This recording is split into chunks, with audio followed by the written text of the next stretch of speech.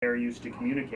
And that's not to say that they're not online, but they're just not used to, taking a post and putting it in their Google Calendar the way that a post 9/11 veteran would be. So that's really the primary difference from my experience. Thank you very much. I just want to thank you for your time. I want to thank you for allowing me to come out here and talk to you, because again, this is really a hot button issue for me, and I think it should be a hot button issue for everybody in the state of Rhode Island to know what's going on with our veterans, and to let the veterans know when you see a vet, and I'm going to be talking about this later when I do my one-on-one with the camera, but when we see vets, we just need to thank them for their service, and we need to remember those people. Memorial Day is coming up, and we need to remember those people who have fought and died for our country, for our freedom, so we can have the things that we have every day. Because there's places in this world that just don't have it like that. And we're very fortunate to have a country where people are willing to put their lives on the line just so we can live and be free. Absolutely. So I want to thank you for your time. Thank you, Mr. Danielson. Thank you. Well, as you can tell, I'm here sitting, lounging in the backyard now. Had a nice long day in the heat.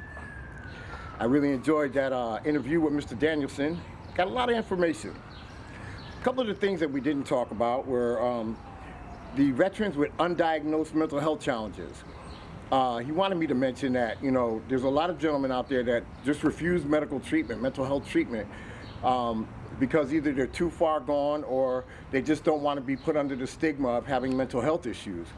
But it's very important that we get a hold of these guys and try to convince them to try to get the help that they need, especially being veterans and stuff and fighting like they did. They deserve a half a chance to have a decent lifestyle. The other things that we talked about was housing veterans with criminal backgrounds. I mean, I understand that. I have a criminal background, and I know what it's like to, get refused for an apartment or something like that due to my criminal background.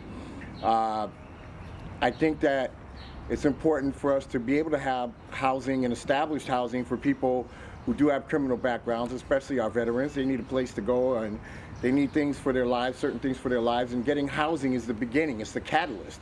If you have an address, a physical address, and you're able to go out there and talk to people and let them know when you're going to look for a job that you have an address, if you're going to get services that you have an address, it's one less thing that you have to worry about.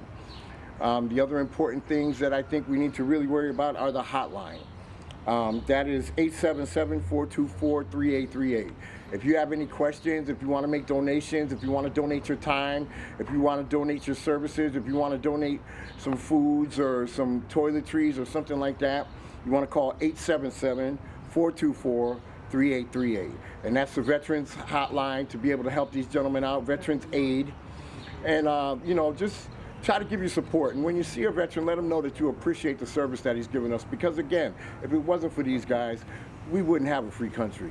These guys have went out and fought and died, and coming up on Memorial Day, we just want to remember those guys that have died for our country. They paid the ultimate price so we could have freedoms and we could have a life. So I always want you to remember that, okay? This is Realities Recovery. My name's Archie B.